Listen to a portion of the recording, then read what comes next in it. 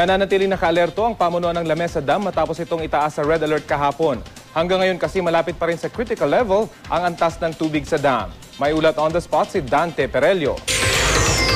Dante? Yes, Rafi, patuloy pa rin ang binabantayan ng mga otoridad itong Lamesa Dam dahil magmula kahapon ay bahagya lamang bumaba ang level ng tubig nito. Kumpara sa level nito matapos sa magdamag na pag-ulan kahapon, humupa na ang tubig sa Lamesa Dam ngayon dahil sa patuloy na pagganda ng panahon. Kahapon, 0.35 meters na lang ang kulang at aapaw na ito.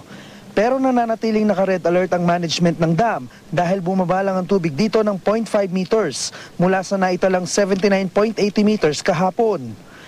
Nasa 79.75 meters ito ngayon na itinuturing na malapit pa rin sa 80.15 meters critical level at 80.16 meters spilling level. Pag tag-ulan, ang normal operating level natin is between 79.1 to 79.4. So yun yung green. Pag lumampas ng 79.40, bale 79.41 to 79.60, yun yung yellow alert level natin. Tapos above 79.60 to 80.15, yun yung red alert level natin. Bagamat walang nararanasang pag-ulan sa Kamaynilaan, posible pa rin tumaas ang tubig nito kung umulan sa mga watershed na pinanggagalingan ng tubig ng dam. Katulad ng Wawa Dam, walang kakayahang magpakawala at magbawas ng tubig ang Lamesa Dam dahil wala itong gate kaya diretso ang sobrang tubig sa Tulyahan River. Apektado ang mga lugar na malapit rito tulad ng Fairview, Novaliches, Valenzuela at Malabon. Ang maaaring gawin ng Manila Water, magbigay ng abiso at babala para makalikas agad sakaling umapaw ito. Lessons learned na tayo sa Ondoy. Before Ondoy kasi very complacent yung mga taong nakatira dyan sa gilid ng Tulyahan River. Rafi, dito rin sa Lamesa Dam ang bagsak ng pinapakawalang tubig mula sa Ipo Dam.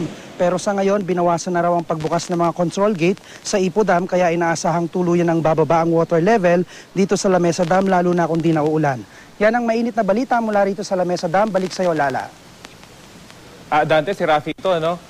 Di ba dyan sa Lamesa Dam kumukuha ng inuming tubig yung Maynila at patuloy naman yung pagkuha ng tubig ng Metro Manila mula dyan. Pero bakit ito mabagal yung pagbaba ng level ng tubig dyan?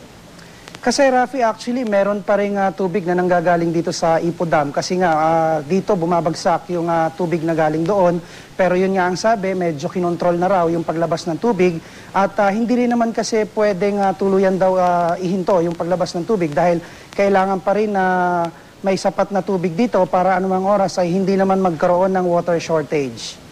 Okay, maraming salamat, Dante Perelio.